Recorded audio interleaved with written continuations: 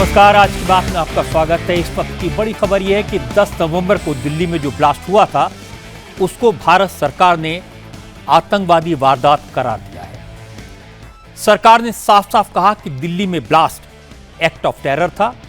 इसे अंजाम देने वालों और दहशतगर्दों के मददगारों को किसी कीमत पर बख्शा नहीं जाएगा। लाल किले के पास हुए ब्लास्ट को लेकर आज कई चौंकाने वाले खुलासे भी हुए। जांच एजेंसीज का दावा है कि आतंकवादियों की साजिश बहुत ही खतरनाक थी। उनका मंसूबा सिर्फ दिल्ली में नहीं, अयोध्या, वाराणसी, मुंबई, जयपुर, लखनऊ समेत देश के कई शहरों में एक साथ धमाके करने का था। लेकिन सुरक्षा एजेंसीज समय रहते दहशतगर्दों के नेटवर्क की तह तक पहुंच गईं। इस नेटवर्क में शामिल डॉक्टर्स कुछ कर पाते, इससे पहले उन्हें अरेस्ट कर लिया गया। पुलिस ने 2900 किलो एक्सप्लोसिव बरामद कर लिया। लेकिन एक आतंकवादी छुपने में कामयाब हो गया और मौका मिलते ही वो बचा खुचा एक्सप्लोसिव गाड़ी में लेकर भागा और फिर उसने ब्लास्ट कर दिया। अगर ये आतंकवादी डॉक्टर अपने असली इरादे में कामयाब हो जाते तो हजारों लोगों की जान जाती। दूसरा खुलासा यह हुआ कि आतंकवादियों ने ब्लास्ट के लिए एक नहीं 2 गाड़ियां खरीदी थी। एक गाड़ी तो लाल किले के पास हुए धमाके में उड़ गई। दूसरी गाड़ी को आज सिक्योरिटी एजेंसीज ने फरीदाबाद के एक गांव में लावारिस हालत में बरामद कर लिया। तीसरा खुलासा यह हुआ कि अब भी इस गैंग का एक मेंबर फरार है। अल फलाह यूनिवर्सिटी का डॉक्टर निसारुल हसन लाल किले के पास हुए ब्लास्ट के बाद से गायब है। निसारुल हसन को एंटी नेशनल एक्टिविटीज के कारण श्रीनगर के महाराजा हरि सिंह हॉस्पिटल से बर्खास्त किया गया था, लेकिन उसे अल फलाह यूनिवर्सिटी में नौकरी मिली, पनाह मिली। अब सबसे बड़ा सवाल है कि अल फलाह यूनिवर्सिटी आतंकवादियों का अड्डा कैसे बन गई। Doctor Muzammil, doctor Shaheen, doctor Umar और डॉक्टर निसारुल हसन जैसे एंटी नेशनल लोगों को अल फलाह यूनिवर्सिटी में किसने अपॉइंट किया? उनकी आतंकवादी गतिविधियों के बारे में किसी को पता क्यों नहीं चला? क्या अल फलाह यूनिवर्सिटी कश्मीरी आतंकवादियों का अड्डा बन गई? डॉक्टर्स को रेडिकलाइज किसने किया? 2900 किलो एक्सप्लोसिव कहां से आया? इसे छुपाकर कहां रखा गया? कश्मीर से लेकर फरीदाबाद तक फैले आतंकवादियों के नेटवर्क तक 5 राज्यों की पुलिस कैसे पहुंची? आज मैं आपको इसके बारे में सिलसिलेवार तरीके से बताऊंगा ताकि आपको यह साफ साफ समझ आ जाए कि मौत की इस कहानी के किरदार कौन कौन हैं, उनकी स्टोरी कहां से शुरू हुई और कहां तक पहुंची। लेकिन इससे पहले बात करते हैं दिल्ली में हुई कैबिनेट कमेटी ऑन सिक्योरिटी की। इस वक्त की ताज़ा खबर यह है कि अब से थोड़ी देर पहले कैबिनेट की मीटिंग में सरकार ने दिल्ली ब्लास्ट आतंकी घटना करार दिया है। इसे एक्ट ऑफ टेरर माना है। आज कैबिनेट से पहले प्रधानमंत्री नरेंद्र मोदी की अध्यक्षता में कैबिनेट कमेटी ऑन सिक्योरिटी की मीटिंग हुई। इस मीटिंग में प्रधानमंत्री ने रक्षा मंत्री, गृह मंत्री, विदेश मंत्री और वित्त मंत्री के साथ लाल किले के पास हुए ब्लास्ट और अब तक की जांच का अपडेट लिया। क्योंकि इस ब्लास्ट में एक इंटरस्टेट टेरर मॉड्यूल सामने आया है, इसलिए इस तरह के नेटवर्क को खत्म करने के लिए क्या कदम उठाने चाहिए, इस पर विचार किया गया। बहुत स्पष्ट तौर से जघन्य आतंकवादी घटना। The country has witnessed a heinous terror incident perpetrated by anti-national forces through a car explosion near the Red Fort on the evening of 10th November 2025. The explosion resulted in multiple fatalities and caused injuries to several others. The cabinet pays its solemn respects to the victims of this senseless act of violence and conveys its heartfelt condolences to the bereaved families. The cabinet reiterates India's unwavering commitment to a policy of zero tolerance towards terrorism in all its forms and manifestations. Ashwini वैष्णव ने तो नपे तुले शब्दों में अपनी बात कही, लेकिन CCS की मीटिंग में और क्या क्या हुआ इसके बारे में ज़्यादा जानकारी इंडिया टीवी के पॉलिटिकल एडिटर देवेंद्र पाराशर के पास है। देवेंद्र, क्या अपडेट आप दे सकते हैं दर्शकों को? आज रजत जी प्रधानमंत्री निवास पे जो दो बैठक हुई, पहले सीसीएस की और दूसरी कैबिनेट की। तो पहले सीसीएस की बैठक में जो आतंकी घटना हुई और उस आतंकी घटना को सुरक्षा एजेंसियों ने, जम्मू कश्मीर पुलिस ने किस प्रकार से 3 पोस्टर के सहारे इस मामले की तह में पहुंची और एक बहुत बड़ी घटना को रोकने में सफल रही, क्योंकि जिस प्रकार के विस्फोटक है समझा जा सकता है कि कितनी बड़ी घटना हो सकती थी, उसको रोकने में सफल रही। इस पे बारे में विस्तार से बात हुई।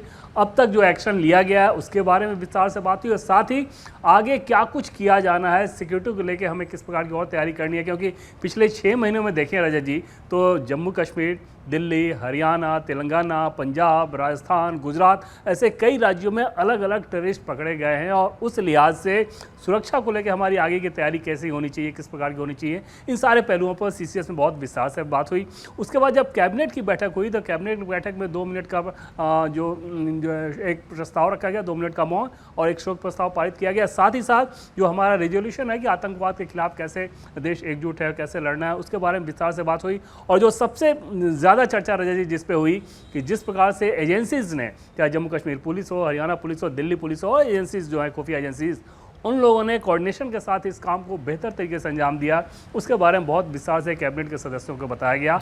और आगे आने वाले कुछ दिनों में इस मॉड्यूल को और ज़्यादा पर्दाफाश इसका किया जाएगा, जो लोग भी इसमें इन्वॉल्व होंगे उनको पकड़ा जाएगा। इस बात को लेकर भी कैबिनेट के सदस्यों को भरोसा दिया गया रजत जी, क्योंकि न सिर्फ ये जम्मू कश्मीर बल्कि ट्रांस स्टेट और ट्रांस नेशनल क्योंकि मॉड्यूल है, उस लिहाज से समझा जा सकता है कि सीसीएस की बैठक में कितनी विस्तार से इस पर चर्चा हुई। बिल्कुल ठीक, आप देवेंद्र कह रहे हैं कि देश की जनता को भरोसा करना चाहिए कि हमारी सरकार इसके बारे में ऐसा एक्शन लेगी कि इन लोगों की रूह कांप जाएगी। बहुत बहुत शुक्रिया आपका इस अपडेट के लिए। सीसीएस की मीटिंग से पहले प्रधानमंत्री नरेंद्र मोदी आज दिल्ली ब्लास्ट में घायल हुए लोगों से मिलने लोकनायक जयप्रकाश नारायण हॉस्पिटल गए। मोदी आज दोपहर में ही भूटान के दौरे से वापस लौटे हैं और एयरपोर्ट से सीधे हॉस्पिटल गए। घायलों से बात की, उनका हालचाल पूछा, घटना के बारे में जानकारी ली और नरेंद्र मोदी ने लोगों को भरोसा दिया कि ब्लास्ट में मारे गए लोगों के परिवार वालों को इंसाफ मिलेगा। इस तरह की घिनौनी हरकत करने वालों और उनके आकाओं को किसी कीमत पर बख्शा नहीं जाएगा। सरकार जो एक्शन लेगी वो जल्दी सामने आएगा, लेकिन फिलहाल मैं आपको बताता हूं कि आतंकवाद के लेटेस्ट चैप्टर की पूरी कहानी क्या है, ये सब कैसे हुआ, क्यों हुआ। दिल्ली के पास फरीदाबाद में धौज नाम का एक गांव है। यहां ज्यादातर आबादी मुसलमानों की है। इसी गांव में 76 एकड़ में फैली यूनिवर्सिटी है अल फलाह। डॉक्टर मुजम्मिल पिछले 3 साल से इस यूनिवर्सिटी में पढ़ाता है। उसकी तनख्वाह है 9 लाख रुपए। डॉक्टर मुजम्मिल की गर्लफ्रेंड शाहीन भी इसी यूनिवर्सिटी में प्रोफेसर थी। शाहीन पहले कानपुर में पढ़ाती थी। 2013 में वो अचानक गायब हो गई और फिर 2 साल पहले अल फलाह यूनिवर्सिटी में नजर आई। जांच एजेंसी को शक है इन 11 सालों में डॉक्टर शाहीन आतंकवादियों के संपर्क में थी और उसे मिलिट्री के लिए ट्रेन किया गया। डॉक्टर शाहीन को डॉक्टर मुजम्मिल ने अल फलाह यूनिवर्सिटी में असिस्टेंट प्रोफेसर अपॉइंट किया और दोनों की दोस्ती के बारे में सब जानते हैं। इसके बाद डॉक्टर मुजम्मिल, शाहीन और उनके साथियों ने धीरे धीरे एक्सप्लोसिव खरीदना और उन्हें अलग अलग जगहों पर इकट्ठा करना शुरू किया। 1 महीने पहले डॉक्टर मुजम्मिल ने यूनिवर्सिटी से सिर्फ 300 मीटर दूर मेन रोड पर गांव में 3 कमरे किराए पर लिए। 2 मंजिल के इस मकान में कुल 7 कमरे हैं, जहां ज्यादातर मजदूर रहते हैं। गांव में कमरे किराए पर लेने के 3 दिन बाद डॉक्टर मुजम्मिल ने यहां 358 किलो एक्सप्लोसिव लाकर रखा। गांव वालों को जरा भी शक नहीं हुआ। पड़ोसियों ने तो बोरियां उठाने में डॉक्टर मुजम्मिल की मदद की। उन्हें नहीं मालूम था कि इसमें मौत का सामान है। इसके बाद डॉक्टर मुजम्मिल ने गांव के हाफिज इश्तियाक के मकान का एक और कमरा किराए पर लिया। यह सिंगल स्टोरी का मकान है। यूनिवर्सिटी से सिर्फ 3 किलोमीटर दूर है, फतेहपुर तागा में।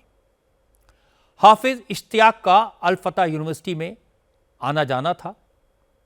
यहां पर डॉक्टर मुजम्मिल से उसकी पहचान हुई और जांच में चौंकाने वाला खुलासा यह हुआ कि हाफिज इश्तियाक और डॉक्टर मुजम्मिल दोनों ने मिलकर भारी तादाद में एक्सप्लोसिव और बड़ी मात्रा में डेटोनेटर इकट्ठे किए, जिससे बम बनाए जा सकते हैं। हाफिज इश्तियाक के इस मकान में धीरे धीरे करके 2563 किलो एक्सप्लोसिव लाकर रखा गया। यह मकान गांव में थोड़ा अंदर जाकर है, चारों तरफ खेत हैं, इसलिए किसी को शक होने की गुंजाइश नहीं है और यह काम बड़े चुपचाप किया गया। अल फलाह मेडिकल कॉलेज का रूम नंबर 13 आतंकवाद का प्लानिंग सेंटर बना, जहां डॉक्टर मुजम्मिल शकील बैठता था। सारा कोऑर्डिनेशन अल फलाह मेडिकल कॉलेज के इसी रूम नंबर 13 से होता था। इस कमरे के दरवाजे हमेशा बंद रहते थे। ये लोग टेलीग्राम ऐप के जरिए एक दूसरे के कांटेक्ट में रहते थे ताकि पकड़े ना जाएं। मेन किरदार डॉक्टर मुजम्मिल, डॉक्टर शाहीन और हाफिज इश्तियाक पुलिस की गिरफ्त में कैसे आए? 2921 किलो अमोनियम नाइट्रेट बरामद कैसे हुआ? जब डॉक्टर मुजम्मिल और हाफिज इश्तियाक की गिरफ्तारी हुई, उस वक्त डॉक्टर उमर कहां छुप गया? पुलिस की गिरफ्त में आने से वो कैसे बचा? क्या उसे मालूम हो गया था कि वो बच नहीं पाएगा? क्या इसीलिए वो गाड़ी में रखे एक्सप्लोसिव को लेकर भागा और लाल किले के पास उसने भीड़ भाड़ वाले इलाके में ब्लास्ट कर दिया? इन सवालों के जवाब समझने के लिए यह जानना जरूरी है कि पुलिस कश्मीर से फरीदाबाद तक कैसे पहुंची, 5 राज्यों की पुलिस ने कैसे काम किया, कैसे पुलिस ने फरीदाबाद में छुपाए गए 2921 किलो एक्सप्लोसिव को डिटेक्ट किया। इसकी कहानी अलग है और बहुत चौंकाने वाली है। 19 अक्टूबर को कश्मीर वैली में जैश ए मोहम्मद का एक पोस्टर लगा। यह पोस्टर कमांडर हंजला भाई की तरफ से जारी किया गया, जिसमें लिखा गया कि अब हम एक्शन करेंगे और जो भारतीय दरिंदों को अपनी दुकानों पर बिठाते हैं उन्हें सबक सिखाएंगे। इस पोस्टर में हमारी आर्म्ड फोर्सेस को भी निशाना बनाने की धमकी दी गई। नौगांव इलाके में इन पोस्टर्स पर पुलिस की नजर पड़ी।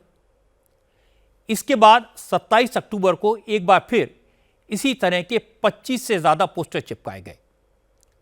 सिक्योरिटी फोर्सेस एक्टिव हुई, 50 पुलिस अफसरों की टीम बनाई गई। इन अफसरों ने 60 सीसीटीवी कैमरों की फुटेज को दिन रात बैठकर देखा। 2 दिन के बाद नौगांव के ही आरिफ निसार डार उर्फ साहिल, यासिर उल अशरफ और मकसूद अहमद डार नाम के 3 लड़कों को पकड़ा गया। उनसे पूछताछ में पता चला कि उन्होंने इरफान अहमद नाम के एक मौलवी के कहने पर यह पोस्टर चिपकाए थे। पता चला कि मौलवी इरफान अहमद शोपिया का रहने वाला है। वो पहले अनंतनाग के एक मेडिकल कॉलेज में पैरा मेडिकल स्टाफ के तौर पर काम करता था। मौलवी इरफान अहमद से पूछताछ में डॉक्टर अदील के बारे में पता चला। मौलवी इरफान ने पुलिस को बताया कि डॉक्टर अदील भी पोस्टर लगाने वालों में शामिल था। सीसीटीवी फुटेज से यह बात कंफर्म हो गई। इस फुटेज में डॉक्टर अदील दिखाई दिया। वो पोस्टर्स की निगरानी कर रहा था। अदील अहमद अनंतनाग मेडिकल कॉलेज में रेजिडेंट डॉक्टर था। उसी दौरान उसकी पहचान मौलवी इरफान अहमद से हुई थी। मौलवी ने पुलिस को बताया कि डॉक्टर अदील सहारनपुर के एक हॉस्पिटल में नौकरी करता है। पुलिस ने डॉक्टर अदील का फोन सर्विलांस पर लगाया। पता लगा कि वो पाकिस्तानी हैंडलर्स के संपर्क में था। इसके बाद जम्मू कश्मीर पुलिस ने यूपी एटीएस की मदद से डॉक्टर अदील को अरेस्ट किया। उससे पूछताछ में पुलिस को फरीदाबाद में अल फलाह यूनिवर्सिटी के डॉक्टर मुजम्मिल के बारे में पता चला। डॉक्टर अदील की निशानदेही पर पुलिस ने अनंतनाग गवर्नमेंट मेडिकल कॉलेज से एक AK-56 राइफल और हैंड ग्रेनेड बरामद किए। फिर उसी की निशानदेही पर डॉक्टर मुजम्मिल को पकड़ा। मुजम्मिल की निशानदेही पर पुलिस ने फरीदाबाद में एक किराए के मकान से 358 किलो अमोनियम नाइट्रेट बरामद किया। पूछताछ के दौरान डॉक्टर मुजम्मिल ने डॉक्टर शाहीन सईद के बारे में बताया। शाहीन लखनऊ की रहने वाली थी और डॉक्टर मुजम्मिल के साथ अल फलाह यूनिवर्सिटी में नौकरी कर रही थी। डॉक्टर मुजम्मिल ने शाहीन के पास एक AK-47 राइफल छुपा कर रखी थी। उसकी कार में इसे छुपा कर रखा गया था। पुलिस ने डॉक्टर शाहीन को भी अरेस्ट किया और उसके कब्जे से AK-47 राइफल बरामद की। डॉक्टर मुजम्मिल से पूछताछ में मेवात के रहने वाले हाजी इश्तियाक का पता चला। पुलिस ने हाजी को धर दबोचा। उसकी निशानदेही पर फरीदाबाद में उसके घर से करीब 2500 किलो अमोनियम नाइट्रेट मिला। इसके बाद पुलिस ने डॉक्टर अदील, डॉक्टर मुजम्मिल और डॉक्टर शाहीन, इन तीनों से पूछताछ की तो पता चला डॉक्टर उमर के बारे में। डॉक्टर उमर श्रीनगर के सरकारी मेडिकल कॉलेज में डॉक्टर मुजम्मिल के साथ पढ़ा था और फिलहाल फरीदाबाद की अल फलाह यूनिवर्सिटी में नौकरी कर रहा था। लेकिन इस दौरान डॉक्टर उमर को अपने साथियों की गिरफ्तारी की भनक लग गई, इसलिए वो बचे खुचे एक्सप्लोसिव को लेकर अल फलाह यूनिवर्सिटी से भाग गया। डॉक्टर उमर सुबह 7 बजे फरीदाबाद की अल फलाह यूनिवर्सिटी से निकला, बदरपुर होता हुआ दिल्ली में दाखिल हुआ। बदरपुर टोल प्लाजा पर उसकी गाड़ी की तस्वीरें दर्ज हुई। उसके बाद सरिता विहार होते हुए वो मयूर विहार की तरफ आया। मयूर विहार इलाके में घूमा, यहां भी उसकी मूवमेंट दर्ज की गई। जांच एजेंसियों को लगा कि डॉक्टर उमर भीड़ भाड़ वाली जगह तलाश रहा था, जिससे ब्लास्ट करके ज्यादा से ज्यादा लोगों को निशाना बना सके। लेकिन संडे का दिन था, सड़कों पर भीड़ कम थी। वो कनॉट प्लेस भी गया, मयूर विहार गया। कनॉट प्लेस में करीब 2 घंटे तक गाड़ी घुमाता रहा।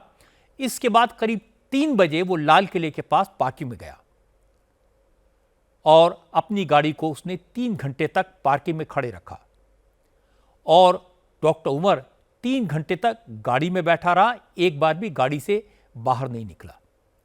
इसके बाद शाम 6:32 पर उसने गाड़ी पार्किंग से निकाली।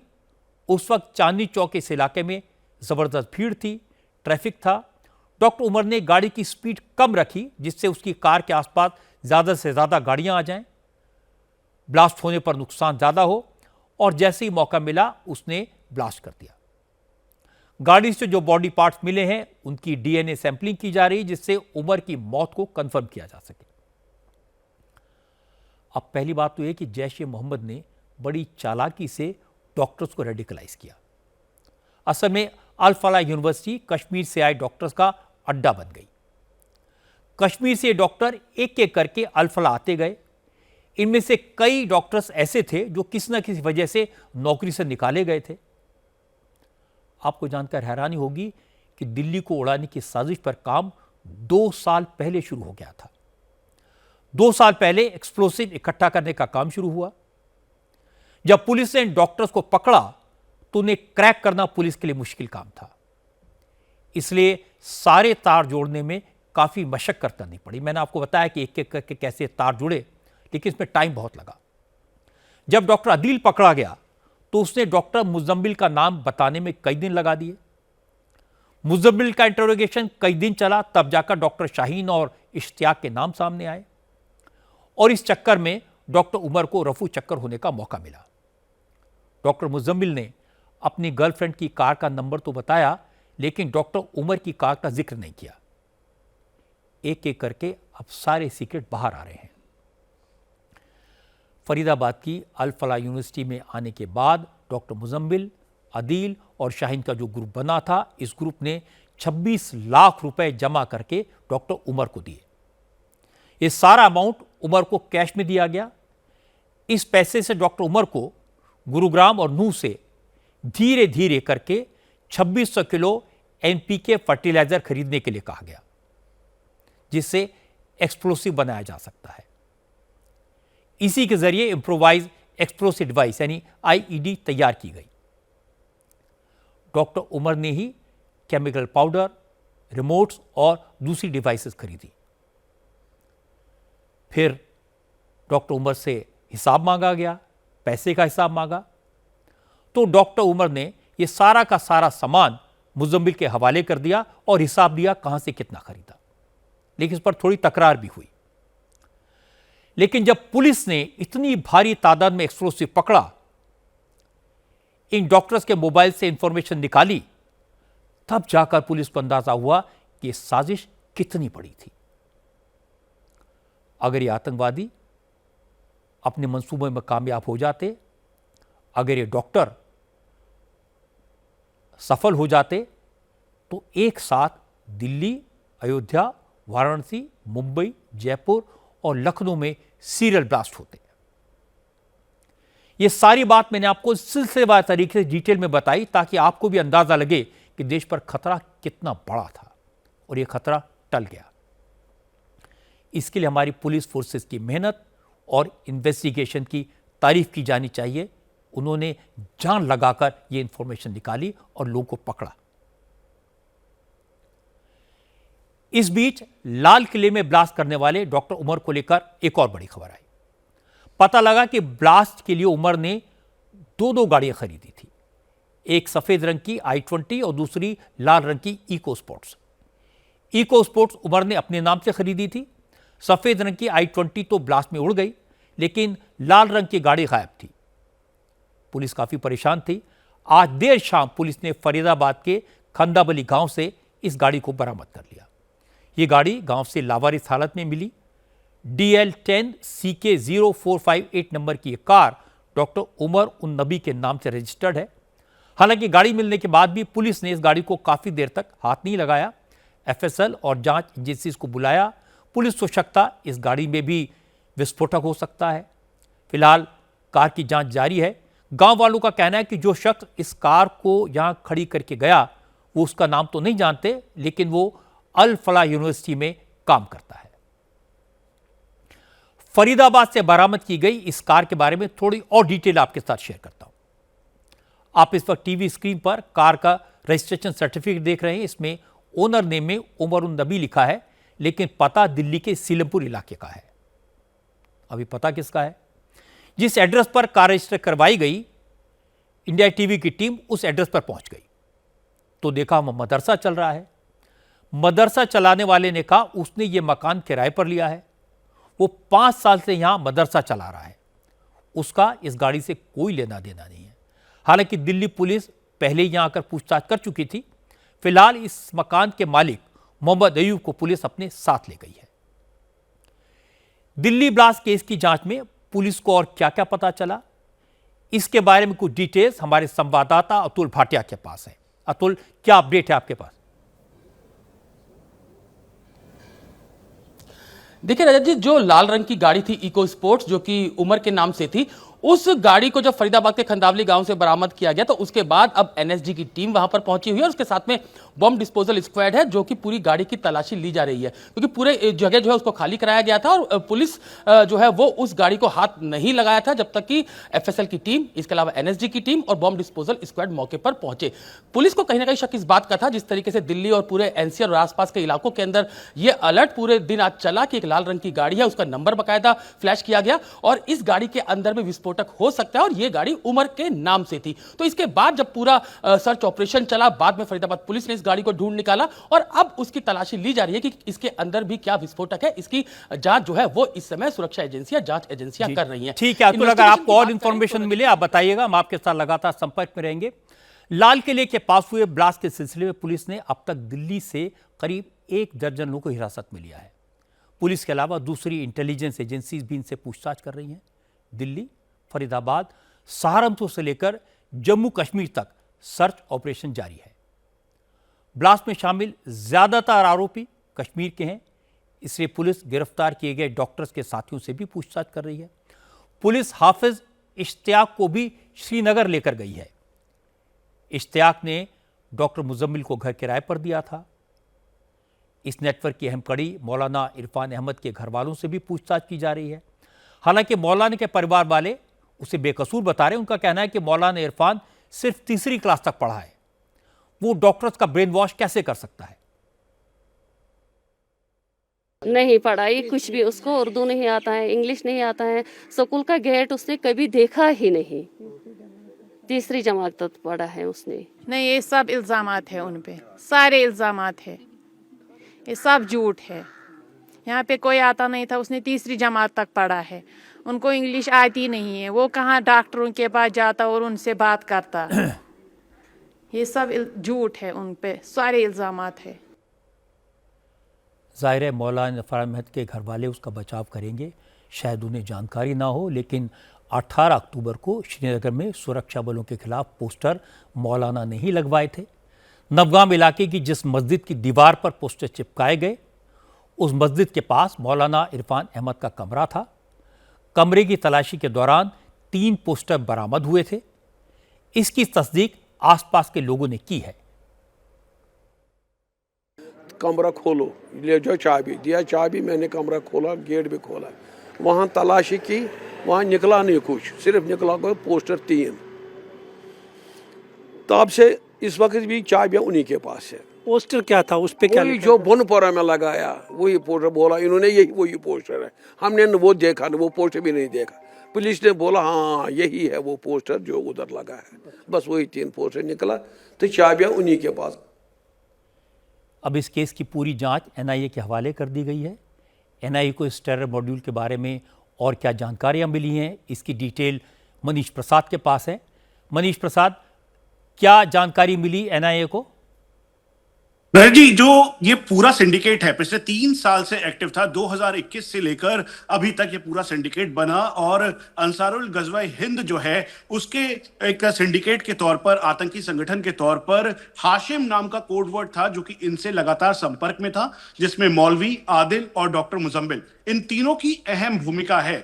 दरअसल इन तीनों ने ही पूरा नेक्सस तैयार किया। ये एक पैरेलल अपना सिग्नल पे और व्हाट्सएप पे ग्रुप तैयार कर रहे थे, जिसके द्वारा ये अलग अलग जगहों पर जाकर लोगों से संपर्क कर रहे थे, और बहुत ही सोचे समझे तरीके से इन्होंने इस आईडी एक्सप्लोजिव तैयार करने के लिए करीबन 26 लाख रुपए इकट्ठा किए, और 26 क्विंटल एक्सप्लोजिव नूह से, उसके अलावा गुड़गांव से और साथ में हरियाणा के अलग अलग जगहों से इकट्ठा किया, जो कि एनपीके फर्टिलाइजर था जिसको इन्होंने तब्दील करना था।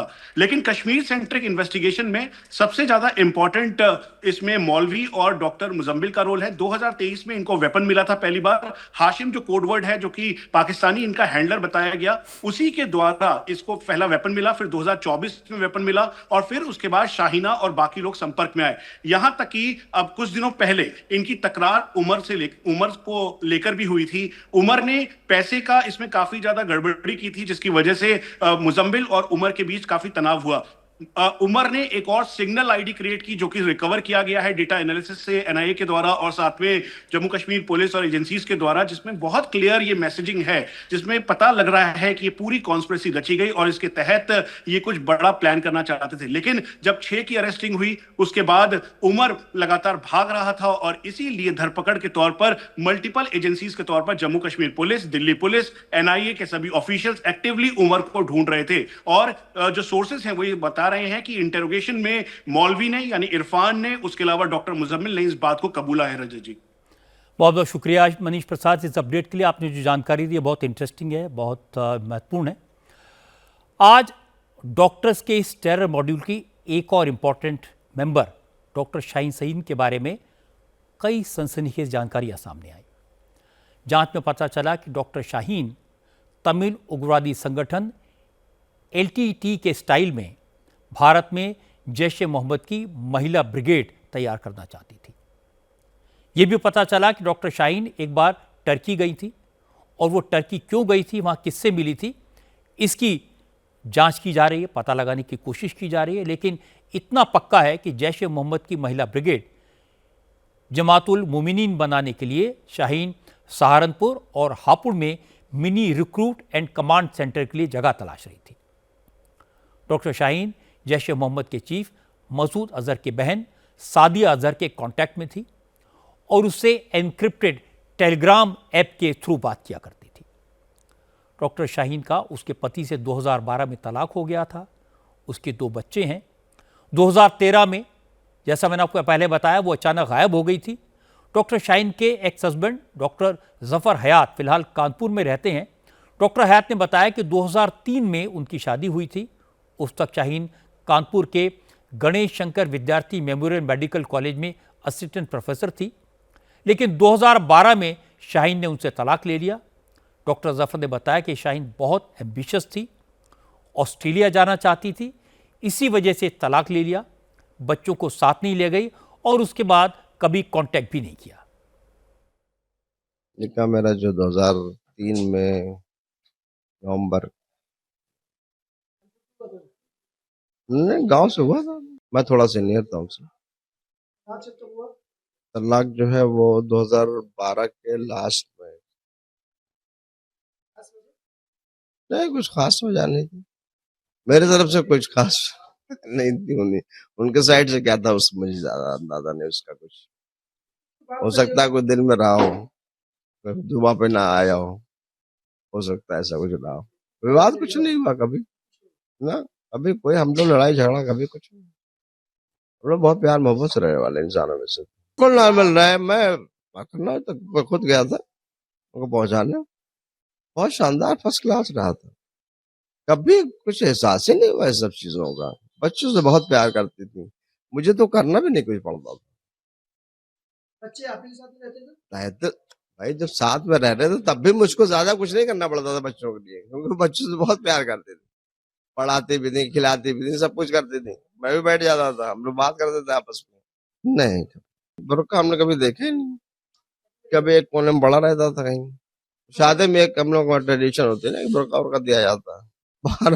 2012 से लेकर 15 तक कितना साल हो गए। अब इस दौरान शायद उनका कहीं इन्वॉल्वमेंट रहा हो, तो मुझे तो भाई कुछ पता नहीं उसके बारे में। दिल्ली ब्लास्ट केस में अब डॉक्टर शाहीन के भाई परवेज अंसारी पर भी शिकंजा कस रहा है। वो भी एक डॉक्टर है। यूपी एंटी टेररिज्म स्क्वाड ने डॉक्टर परवेज को हिरासत में लेकर उसके घर की तलाशी ली। तलाशी में डॉक्टर परवेज के घर से कई सनसनीखेज दस्तावेज और गैजेट्स मिले हैं। डॉक्टर परवेज की लैपटॉप की जांच से पता चला कि डॉक्टर परवेज अपनी बहन डॉक्टर शाहीन और कश्मीरी डॉक्टर मुजम्मिल शकील से ऑनलाइन जुड़े रहता था। जांच में पता चला कि डॉक्टर परवेज भी आतंकी हमले की साजिश में शामिल था। उसने कुछ सेंसिटिव ठिकानों की रैकी की थी। इनमें अयोध्या और लखनऊ के सेंसिटिव स्पॉट्स शामिल हैं। हालांकि डॉक्टर शाहीन और डॉक्टर परवेज के छोटे भाई शोएब अंसारी का दावा है कि उसके बड़े भाई बहन ने पढ़ लिखकर काफ़ी तरक्की कर ली थी। इसके बाद वो परिवार से दूर हो गए थे। दोनों ने परिवार से अपने कॉन्टैक्ट खत्म कर लिए थे। भाई आप लोग जो दिखा रहे हैं बस वही उतना ही मालूम है। हर छोड़ के आ रहे हैं भाई। अब जब आदमी को यहाँ नहीं रह रहा, अब आपके माध्यम से चल रहा है मेरे को कि वहाँ पे भी इनका घर है। अब सम्मिलित होना बताया गया है, वो क्या जान रहे हैं वो वही जाने भाई।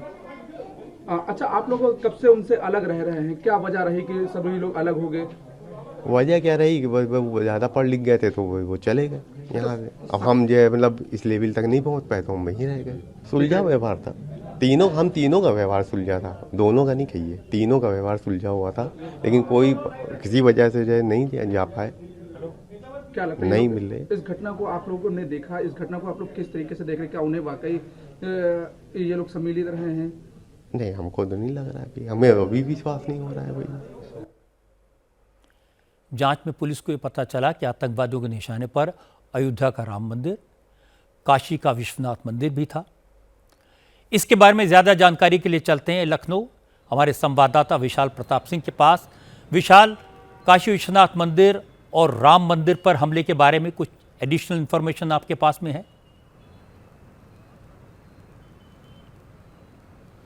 रजत जी, ये जो इन्फॉर्मेशन है ये अपने आप में बहुत ज़्यादा संवेदनशील इसलिए हो जाती है क्योंकि जो ब्लास्ट था वो लाल किले पे होता है, लेकिन पता ये चलता है कि जो आतंकी पकड़े गए हैं उनके मंसूबों में अयोध्या का राम मंदिर, काशी विश्वनाथ टेम्पल भी था। और इसके लिए डॉक्टर शाहीन, जिसके बारे में ये बताया जा रहा है कि वो जैश-ए-मोहम्मद की इंडिया विंग की कमांडर के तौर पर काम कर रही थी और महिलाओं को अपने दस्ते में शामिल कर रही थी।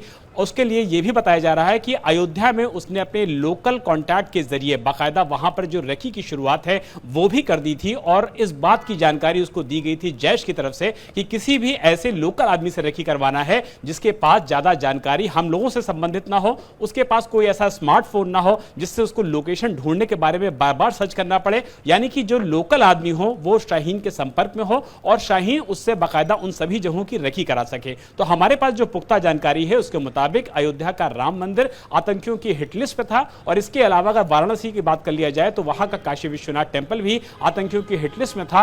रजत जी, सबको याद होगा कि किस तरीके से अब से एक हफ्ते पहले मात्र वाराणसी में बाकायदा एनएसजी ने मॉक ड्रिल की थी और इस मॉक ड्रिल में हॉस्टेज सिचुएशन को रखा गया था और मॉक ड्रिल के जो दृश्य थे वो इंडिया टीवी ने अपने कैमरे के जरिए दर्शकों तक दिखाए थे। यानी कि एजेंसीज के पास इस बात की जानकारी, अलर्ट्स आ रहे थे कि आतंकी कहीं ना कहीं इस तरीके की गतिविधियों में संलिप्त होना चाहते हैं और और डॉक्टर शाहीन का लखनऊ से होना, कानपुर में नौकरी करना, इस पूरे इलाके की ज्योग्राफिकल एरिया से पूरी तरीके से वाकिफ होना जैश ए मोहम्मद के साथ साथ आतंकियों के लिए मददगार साबित हो रहा था। यही वजह था कि डॉक्टर शाहीन के ऊपर यह बड़ी जिम्मेदारी दी गई थी। लेकिन इससे पहले कि वो अपने नापाक मंसूबों को अयोध्या में, वाराणसी में या लखनऊ के इंपॉर्टेंट इंस्टॉलेशंस पे, जिसमें धार्मिक इलाके भी शामिल है, भीड़भाड़ वाली जगह भी शामिल है, उसको निशाना बनाते बड़ी कार्रवाई होने शुरू हो जाती है यूपीएटीएस की तरफ से, जम्मू कश्मीर पुलिस की तरफ से, और ये सारे आतंकी पकड़े जाते हैं। वरना ये बहुत मुमकिन था कि ये आतंकी अयोध्या, लखनऊ, वाराणसी में सीरियल ब्लास्ट कर सकते थे और अपनी जो उनके नापाक मंसूबे थे उनको कोशिश कर सकते थे कि उसको कामयाब होने की। लेकिन इससे पहले एजेंसीज के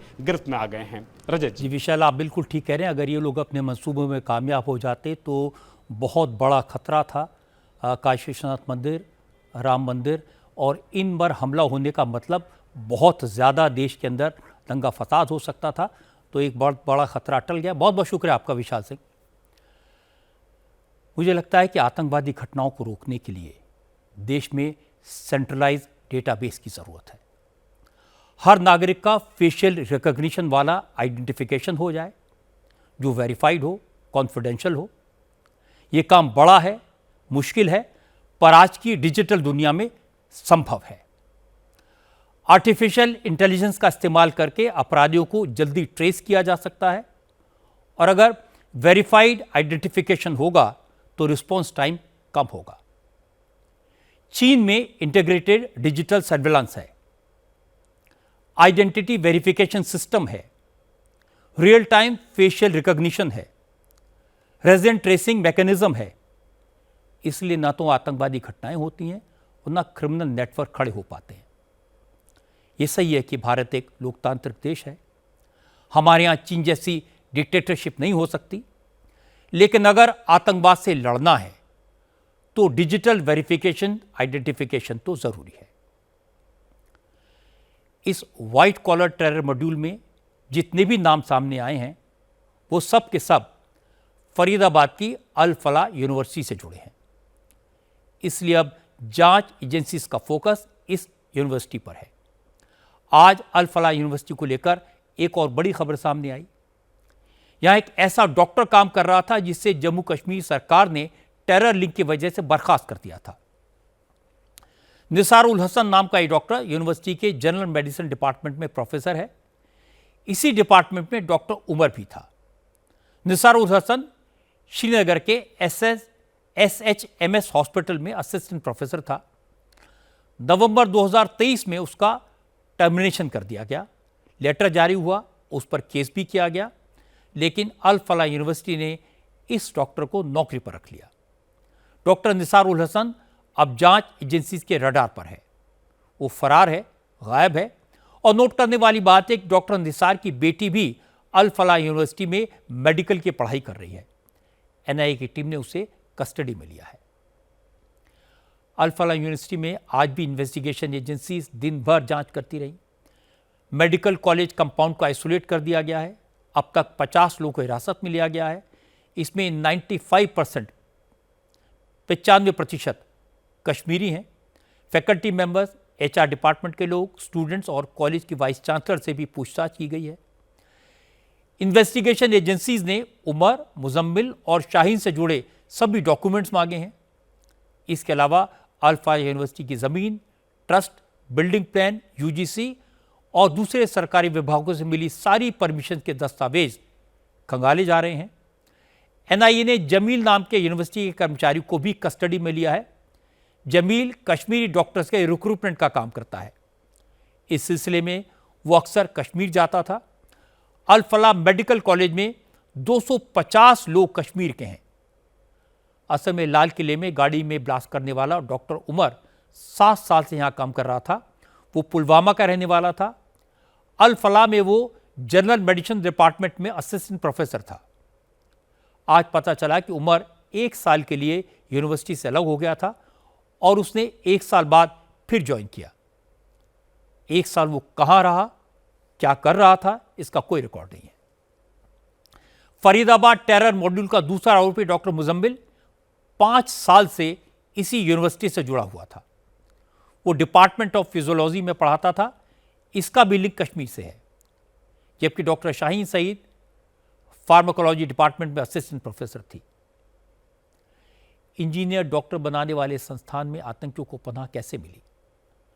पाकिस्तानी हैंडल्स के लिए यह सेफ हेवन क्यों बना? इन्वेस्टिगेशन एजेंसीज हर पहलू से इसकी जांच कर रही हैं। मैं आपको उस यूनिवर्सिटी का थोड़ा बैकग्राउंड बता देता हूं। अल फलाह यूनिवर्सिटी की शुरुआत फरीदाबाद के मुस्लिम डोमिनेशन वाले धौज गांव में 1997 में हुई। शुरू में यह इंजीनियरिंग कॉलेज था। 2014 में इसे विश्वविद्यालय का दर्जा मिला। यूनिवर्सिटी के 76 एकड़ के कैंपस में 3 कॉलेज हैं।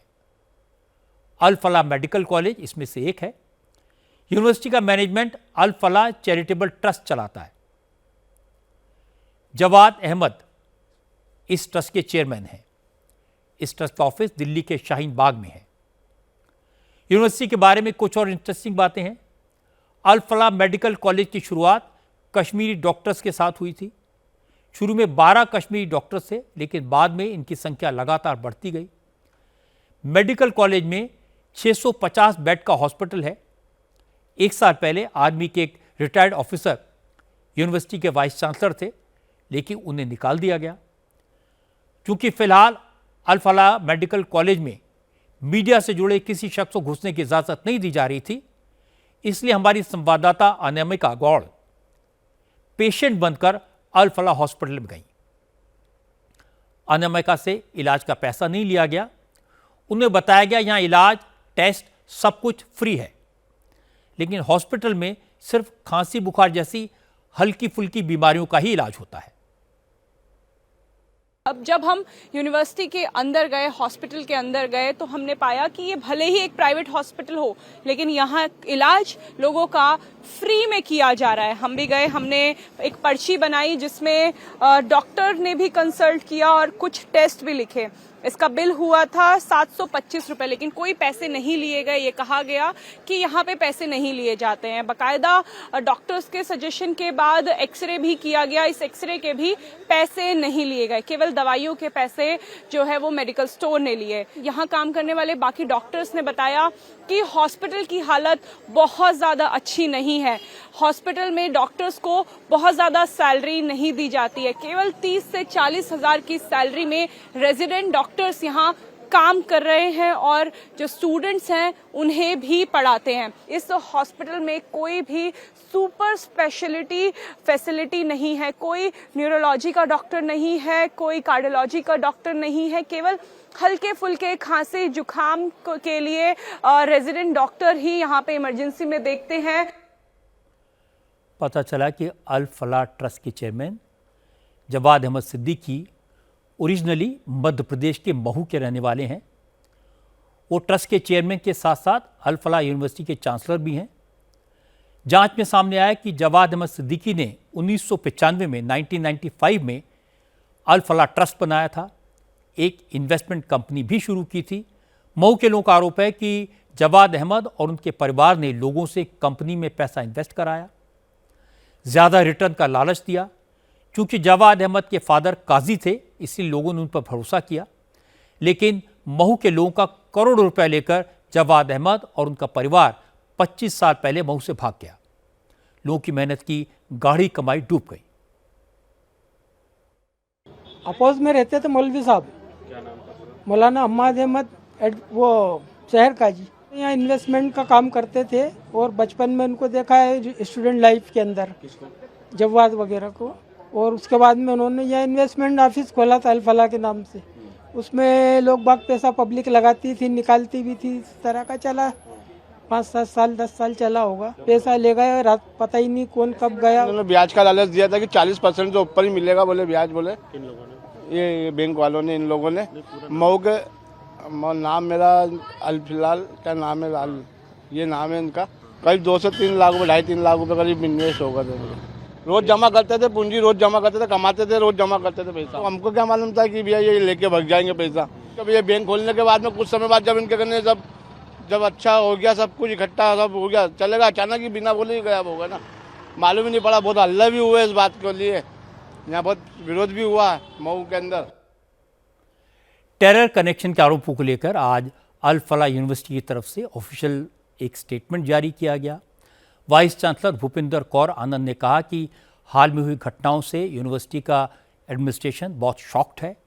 यूनिवर्सिटी का दावा है कि आरोपियों ने यूनिवर्सिटी की फैसिलिटी का इस्तेमाल नहीं किया है, ना ही यूनिवर्सिटी के अंदर कोई विस्फोटक स्टोर किया।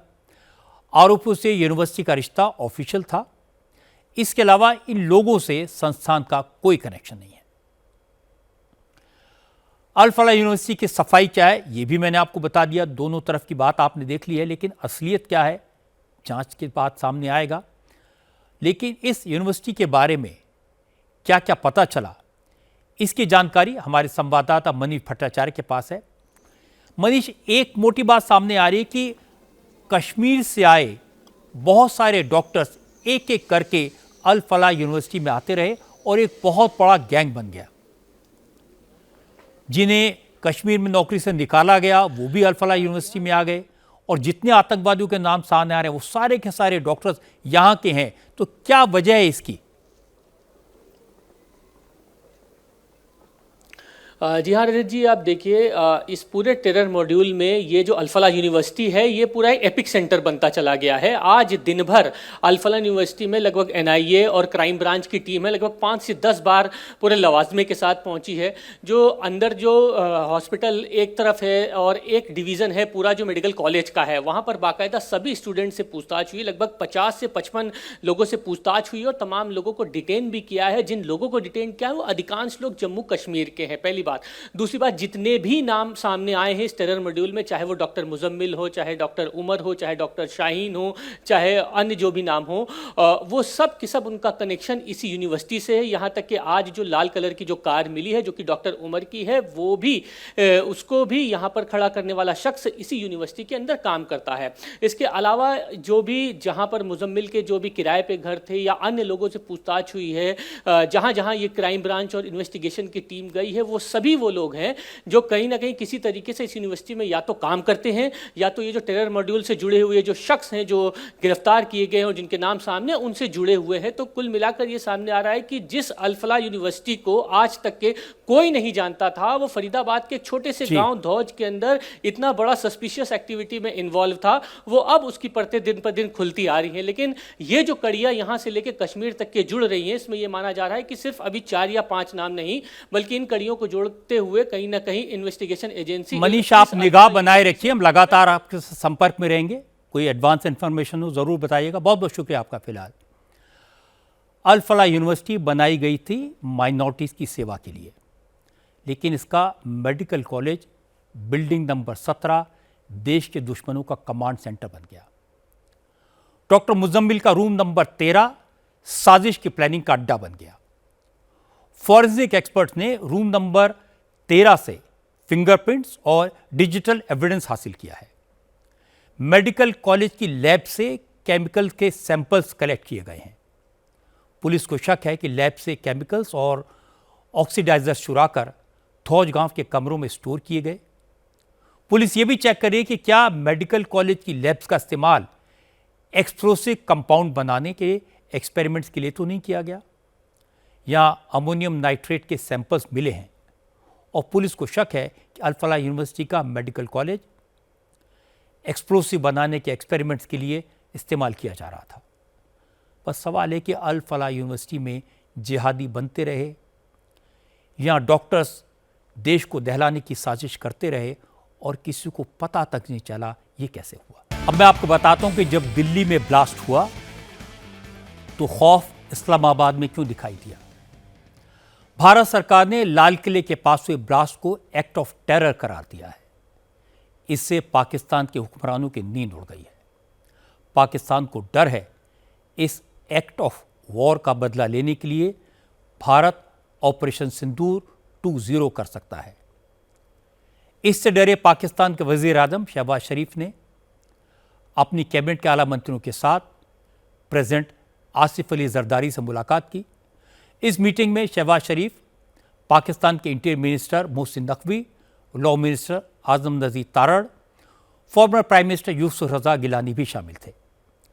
हालांकि इस मीटिंग से पहले शहबाज कैबिनेट के वजीर ये कहने लगे थे कि भारत के साथ Pakistan state of war situation में है।